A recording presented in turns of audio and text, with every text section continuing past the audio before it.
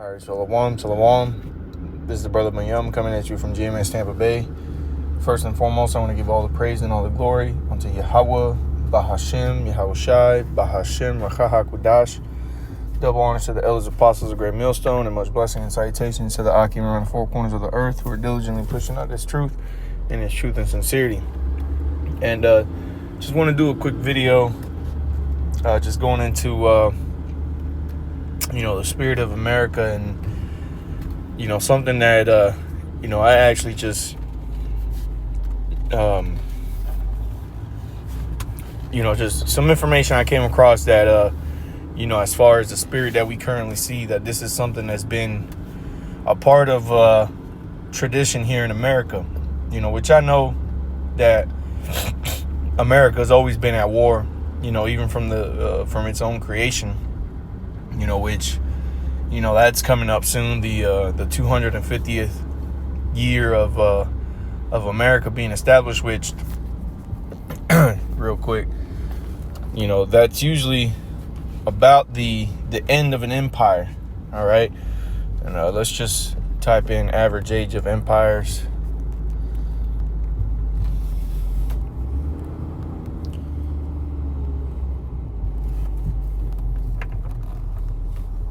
And bear with me as I do this in transit. All right, so it says historical studies.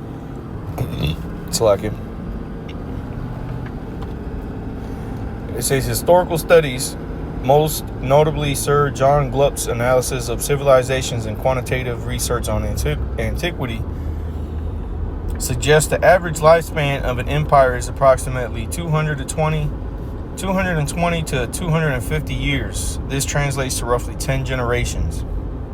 Okay, so you have about in 10 generations, you have about every 3 to 4. You could have somewhere between 2 to 3 resurrections, so to say, life cycles. All right, roughly. If you have it on the lower end, 3. Every 3 generations, that's 1, 2, 3, right? Going into the 4th generation, and then if you go off of every 4 years, then you have 4, 8, and then just a little bit. So anywhere between 2 and 4 generations, is about 10 generations. All right, there's about 2 life cycles, 2 to 3 life cycles in that 10 generations of going, from the average age of an empire. So here in America, which that 250th birthday is coming up, you've had about 2 to 3 generations, regeneration since America came back to inception. So, those spirits, it would make sense that it's on the higher end, because all those spirits that were there at the beginning are back here today. Okay, including all the other spirits that have come back ever since. That's why you have the world population at the level it's at, because we're, especially here in America, and for brothers that have lived in particular spots for a long time, you see this, that the areas that you lived at, where it was hardly any people, there was hardly ever any traffic. I know where I personally live here in Florida. It's not that big of a town. They don't even have a downtown or whatever. It's a part, it's in the north part of the Tampa Bay area, so to say. But now this place, you got fucking 4 o'clock, 5 o'clock traffic out here, man, till damn near almost like 6:30. You still try to roll through here to get to your house. You're still running in traffic, man. So there's a huge influx of of people, of spirits that has been brought back to this earth, in the times that we're living in, for a particular purpose. And when I read this, or when I read this little AI overview, let me go back to it. I typed in basically Dissent among Americans, and this is what the AI overview said, because it makes sense when you understand why the population is what it is, why the 2 to 3 generations, and those initial generations coming back, you know, to be here at the end of this thing. All right. You know, they're all here. And as we go into the history, and you're going to see why, you know, I'm talking about the history of America. When you go into that history of America, you know, you see the same spirits. All right. The same spirit that's in all these different Americans here. It's the same spirit that was around during the beginning of America becoming you know, its own nation. All right. So this is the AI overview for the question that I put, or the statement that I put into Google: dissent among Americans. It said, dissent in America is a fundamental, deeply rooted tradition. And see, that's where the population and that regeneration comes into, because this is something that's been a tradition. And now, you know, you look back at the history of America, and you see that it was always fucking chaos, man. All right, leading up to you know, how America, you know, how the Americans, you know, finally had enough of Britain, that they decided to, you know, rebel. That rebellious spirit has always been something that was here. Okay, that how's it put it in Second Ezra's, that that insurrectious spirit has always been here. All right, where you had basically, that's what it was. You know, you had the different riots that took place back in the, you know, 1700s. You know, the Boston Tea Party incident, you know, where they burned a British boat that had a bunch of tea because they had raised the taxes on the tea, and Americans weren't going to have that shit. They didn't want to pay it. So what they decided to do was to burn the boats at the harbor, the Boston Harbor, with the tea. You know, and forgive me if the location isn't correct for you. You know, I haven't really dug into that history in a long time, but nonetheless, that was a seditious act by the people to rebel against the powers that be, because at that time it was the British Empire that ruled. Okay, and so people had enough. And let's just type this in. Matter of fact, let me go to the chat. And I'm going to type in a simple question. Give me a second as I try to type this in. And again, bear with me. I'm doing this all in the spirit, you know, because I am in transit, just on the way to work here. Let me see.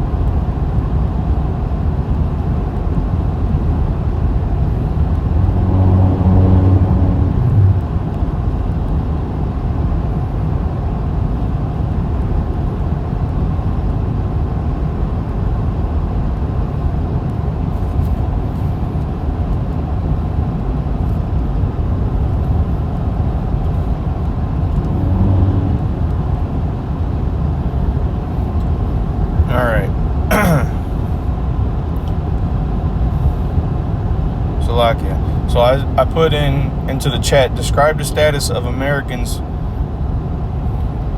prior to 1776. What was happening that made Americans so angry?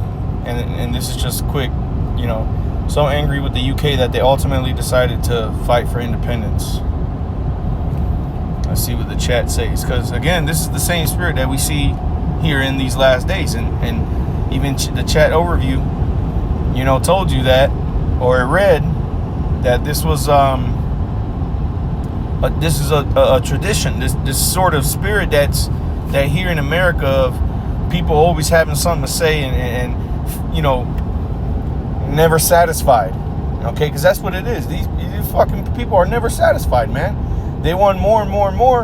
And when it comes to the government, there's a process to how things get done.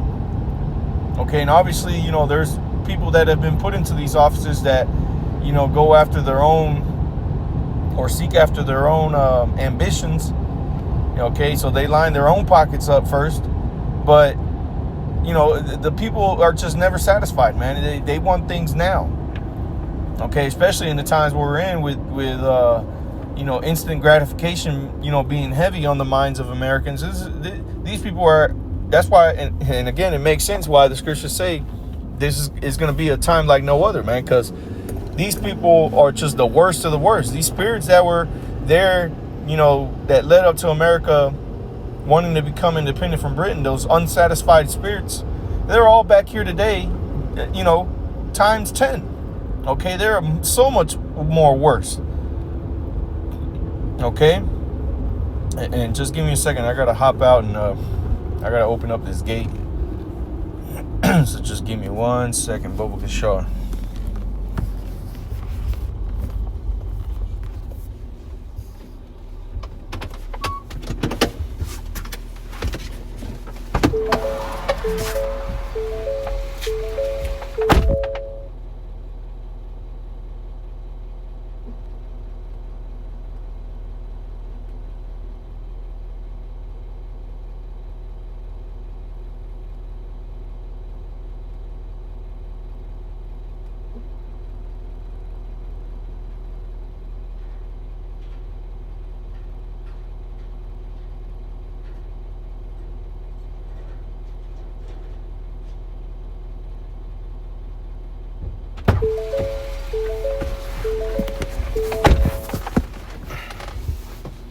Salakia.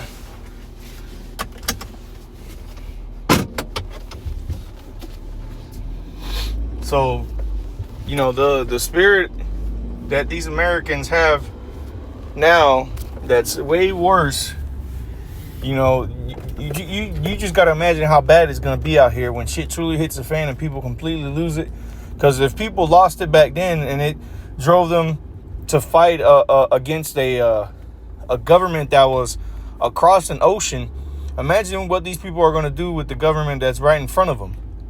Okay, it's going to be all hell, man. It's going to be one hell of a battle.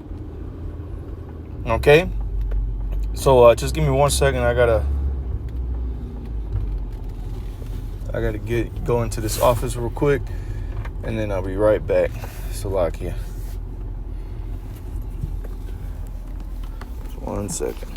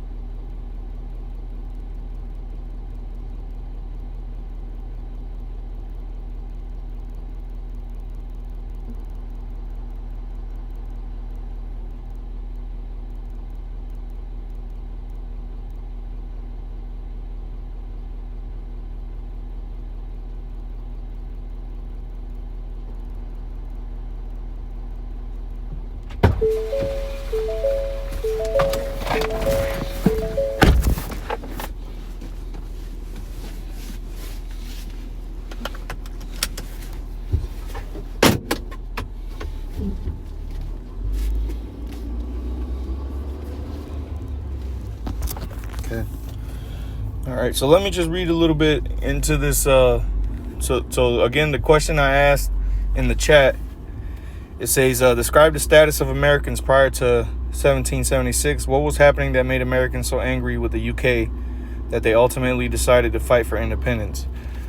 So the response is, before 1776, the people living in Britain's North American colonies generally did not think of themselves as seeking independence.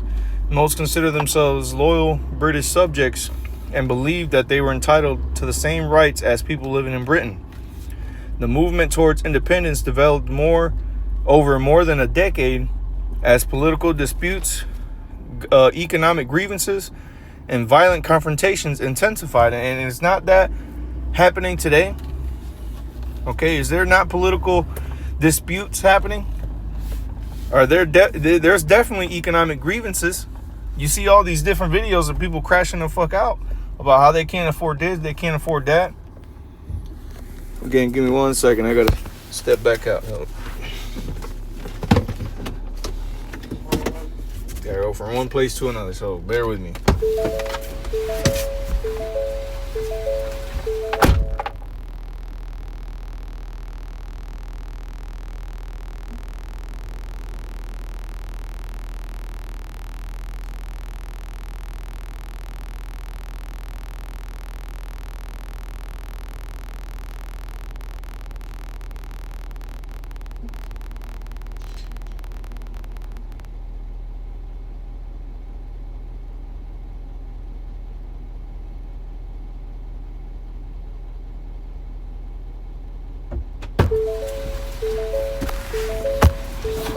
Okay, so that's the same spirit that's back on these Americans now.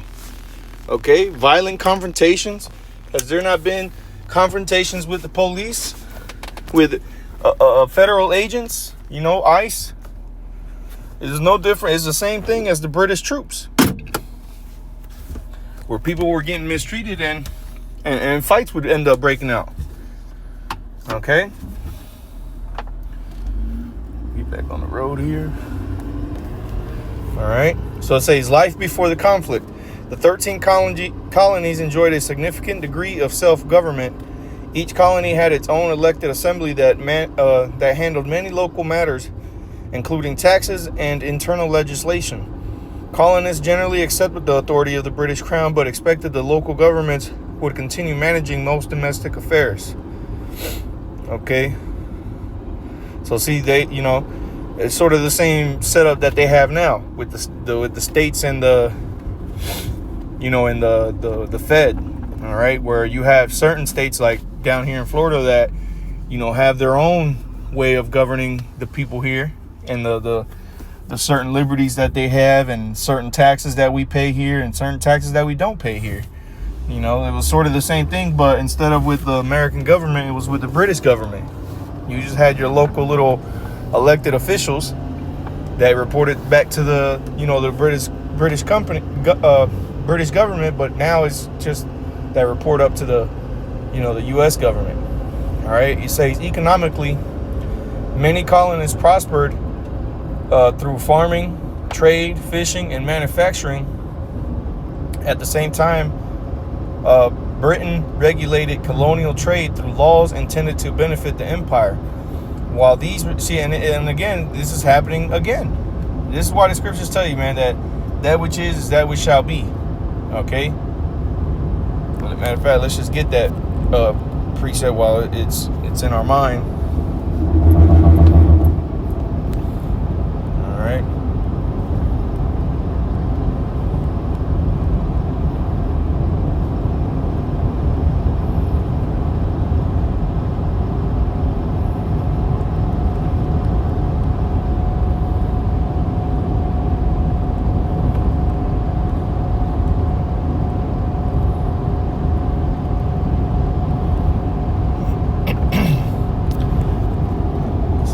Bear with me.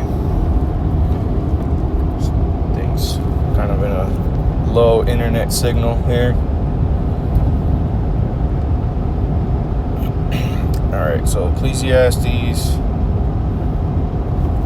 chapter 1 and verse 9, and it reads, "The thing that hath been is that which shall be, and that which is done is that which shall be done, and there is no new thing under the sun."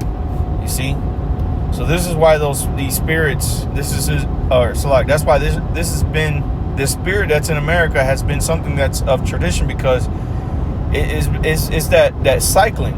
All right, that it goes through. All right, you had the war for independence, you had the Civil War in America, All right. You had the different, the freedom rights era here in America, which people were a lot more docile, but nonetheless, they still were, so-called uproars of the people, as the scriptures say in 2 Ezra 15. This is what we're seeing. Okay, uproars of the people, the insurrection. Okay, people taking matters into their own hands. We've seen these things take place. Okay, but what did Yahushua say? Fear none of those things, for these things, shall take place in the beginning. Roughly paraphrased. For all these things are happening in the beginning, and they've been happening. Okay, these seditious spirits, these rumors of wars. Okay, you already know that there was rumors of people wanting to, get away from the UK, and they knew what it was going to come with.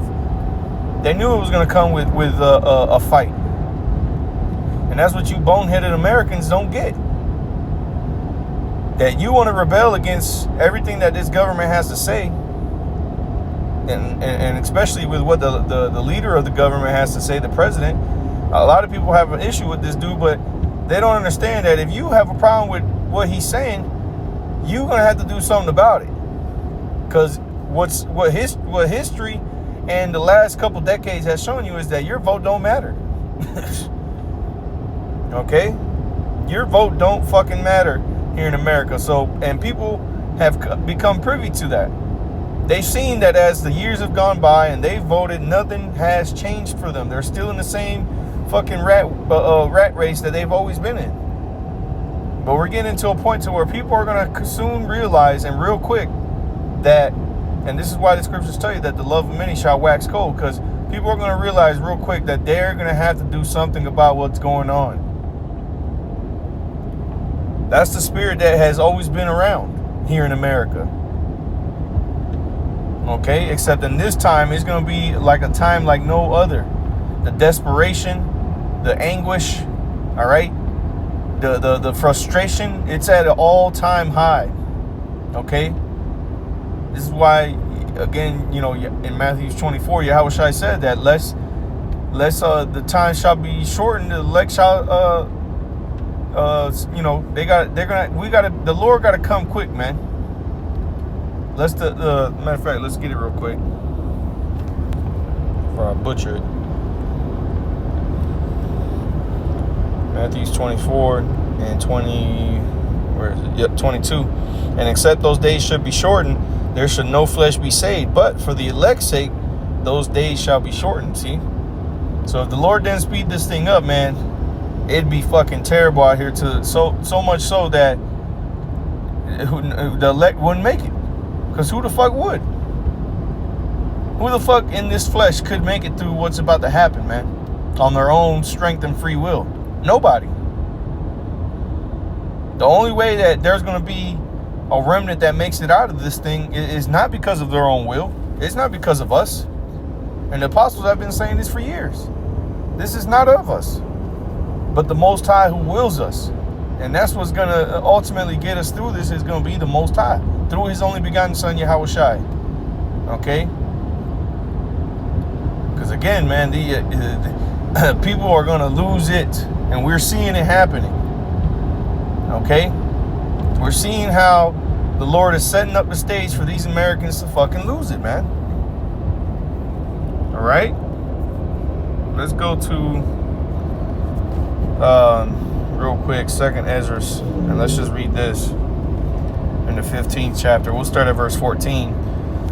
2 Ezra chapter 15 and verse 14, it says, Woe to the world and them that dwell therein, for the sword and the destruction draweth nigh, and one people shall stand up to fight against another, and swords in their hands. You see? So that fighting that spoke about in the chat, it said it was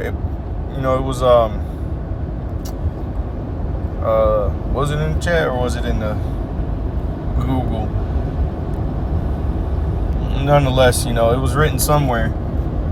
All right. And that disruption or that violence that's taken place before, okay, is going to come back in a great way. And the scriptures tell you that in Revelation chapter 18, I think down around like the 21st verse, it tells you that with great violence shall that great city be taken. And this is that great violence that is speaking of, man. What we see happening is a setup for this great violence. It's happened before. It's going to happen again. Except this is going to bring about the destruction and the complete collapse of American society, man. Society, as you know, is going to collapse because of this insurrection, this seditious spirit that's being brought out here in America, man. Okay. So continuing on, 2nd Ezra, it says, "For the sword and their destruction draweth nigh, and one people shall stand up to fight against another, and swords in their hands." Right? People back then it was swords, then it moved on to musket guns, and it was still swords, and then you had the guns, and now you have these damn weapons that these people have, man. Is you take a machine gun from today's time period and you go back into the 1700s, you're killing everybody in the world with that gun. If you were to have an infinite amount of ammo, and you were the only person on Earth with with one of these machine guns from today, back in the 1700s, you would literally kill everybody on this planet. No one would be able to get near you, and all you would have to do is just stand there. But that's how powerful the modern day sword is, man. Okay? So just imagine the destruction that's going to be brought to this earth. Okay? Just imagine that. It's going to be bad out here, man, for you people.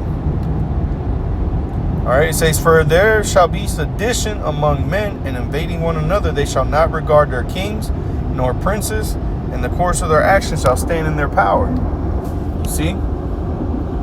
So this has already happened. Clear example of that being of the War of Independence. Okay?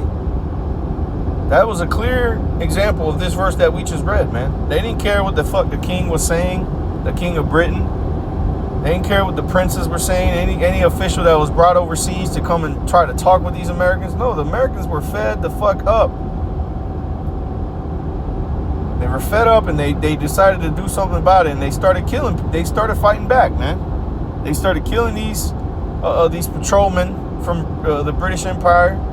You already know there was attacks on certain garrisons as they took over specific or strategic points. Okay, let's go back to the AI answer response. It says, life before the conflict. It says the 13 colonies, or economically, many colonists prospered through farming, trade, fishing, and manufacturing. At the same time, Britain regulated colonial trade through laws intended to benefit the empire. While these restrictions had existed for years, enforcement became much stricter after the French and Indian War ended in 1763. It says the debt after the French and Indian War.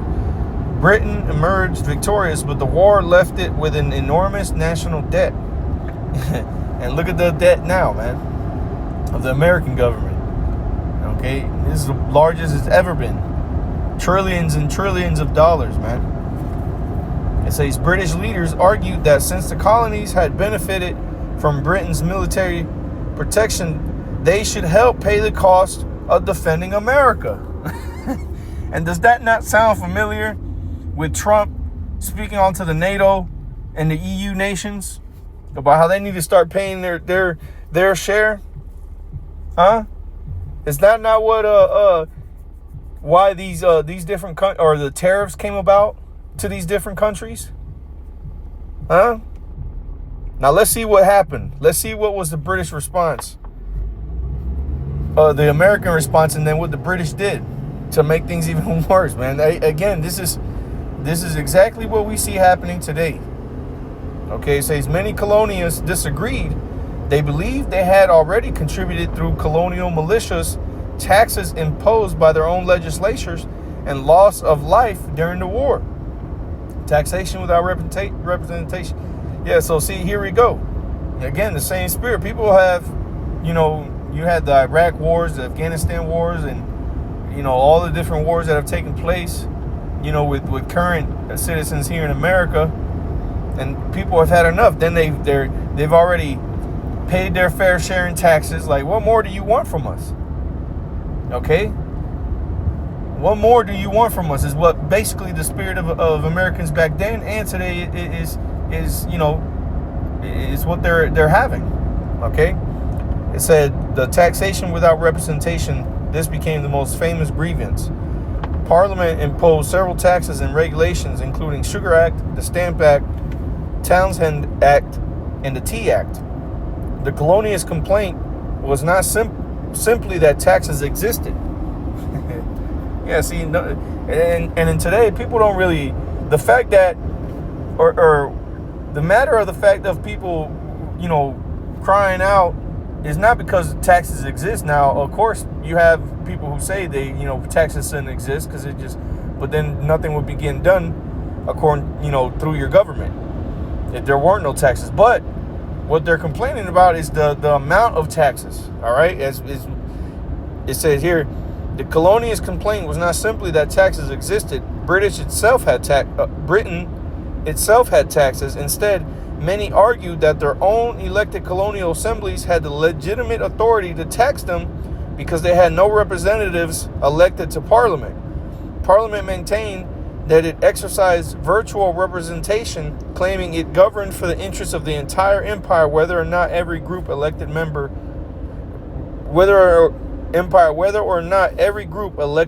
directly. Right. And it's the same thing with you Israelites, man. Y'all don't have a voice in these governments. And you so-called white Americans are starting to figure out the same thing. That even though you do have people that look just like you, they don't give a damn about you.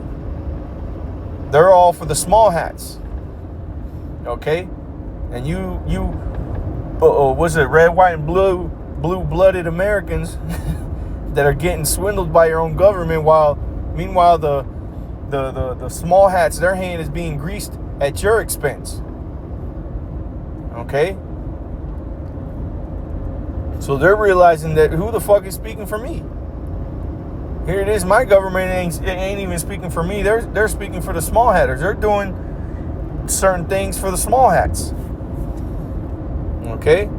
It said military occupation. It says following protests and unrest, Britain stationed troops in several colonial cities, especially Boston.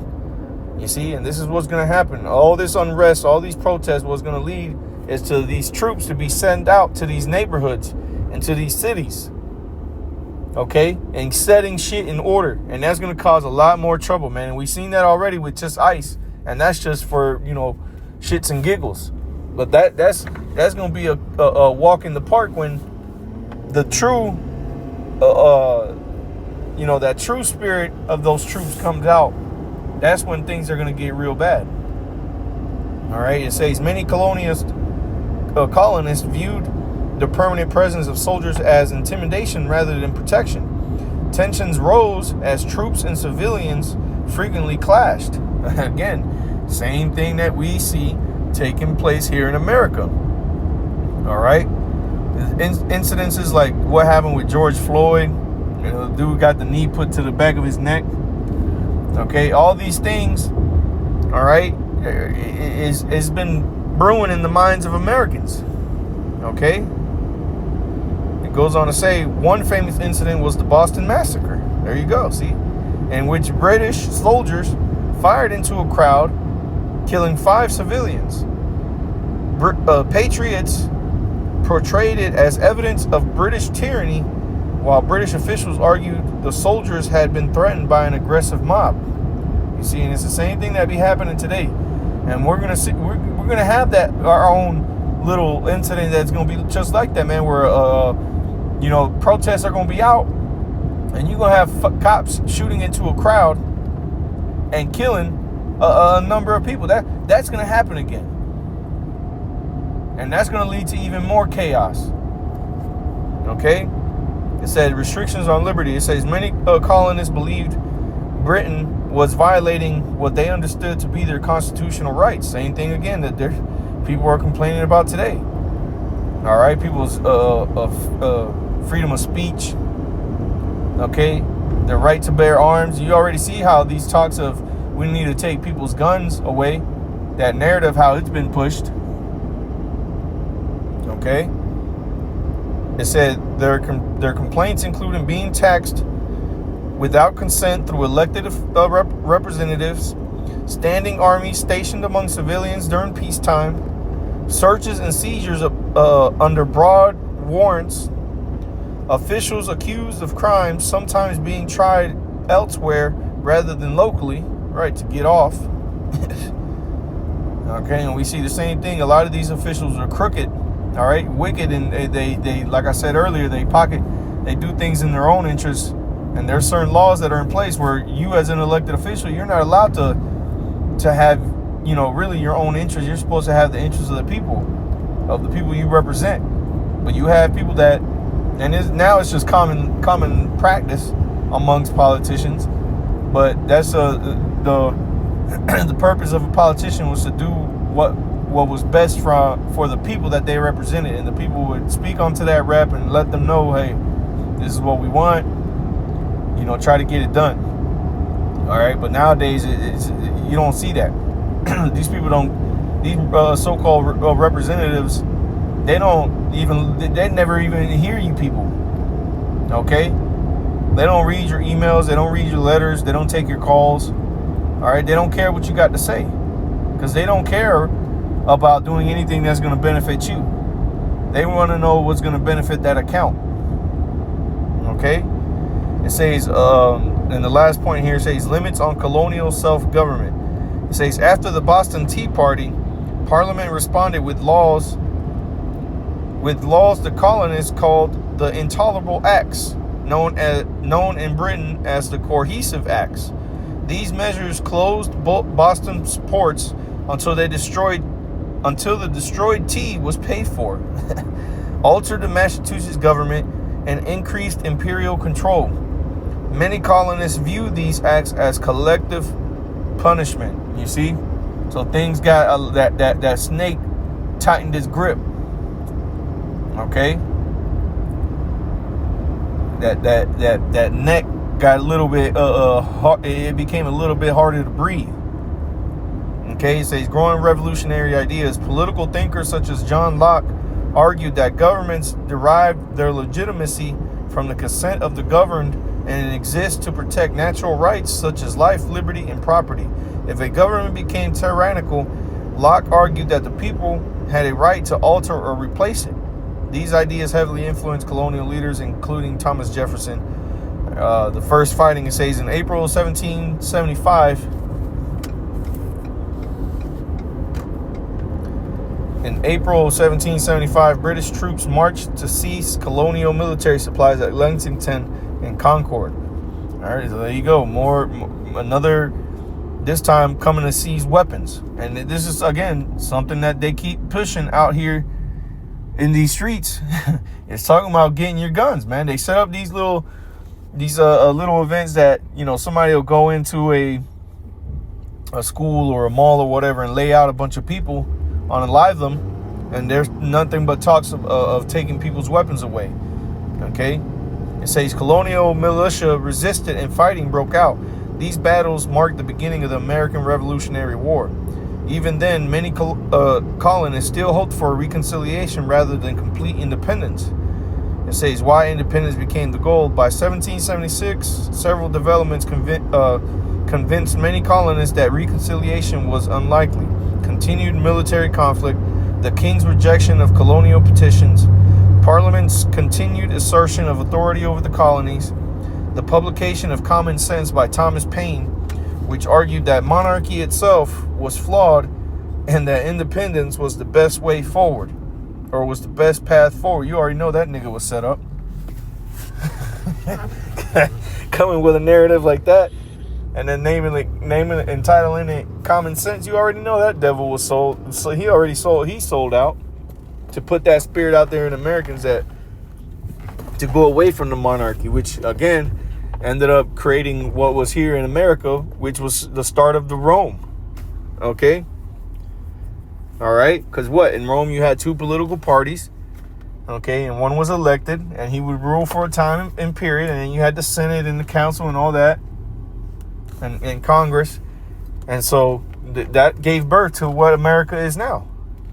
Okay? So, you know, at the end of the day, the Lord put that spirit in that dude to make that book out there, to put that spirit out there. All right, but that's pretty much the point, man. It's just, you know, the spirit is out there that once was at the beginning of America, and it's here at the end, and things are going to be a whole lot worse, man. All right, we're drawing close to this so-called 250-year birthday of America, and this place is, you know, just falling apart bit by bit, man.